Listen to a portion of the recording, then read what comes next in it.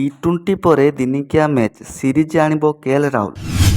ହଁ ଦର୍ଶକ ବନ୍ଧୁ, ଆଉ ଦୁଇଟି ସିରିଜ୍ ପାଇଁ ଭାରତ ଓ ଦକ୍ଷିଣ ଆଫ୍ରିକା ପରସ୍ପର ମୁହାଁମୁହିଁ ହେବେ। ଓଡିଆଇ ସିରିଜ୍ ପାଇଁ ଭାରତର ଶକ୍ତିଶାଳୀ ସ୍କ୍ୱାଡ୍ କେଏଲ୍ ରାହୁଲଙ୍କ ନେତୃତ୍ୱରେ ପଡ଼ିଆକୁ ଓହ୍ଲାଇବେ। ଦକ୍ଷିଣ ଆଫ୍ରିକା ବିପକ୍ଷରେ 3ଟି ଓଡିଆଇ ମ୍ୟାଚ୍ ଖେଳିବ ଟିମ୍ ଇଣ୍ଡିଆ। ପ୍ରଥମଟି ଡିସେମ୍ବର 17 ରବିବାର ଦିନ ଖେଳାଯିବ ଜୋହାନ୍ସବର୍ଗଠାରେ। ଇଣ୍ଡିଆର ଓଡିଆଇ ସ୍କ୍ୱାଡ୍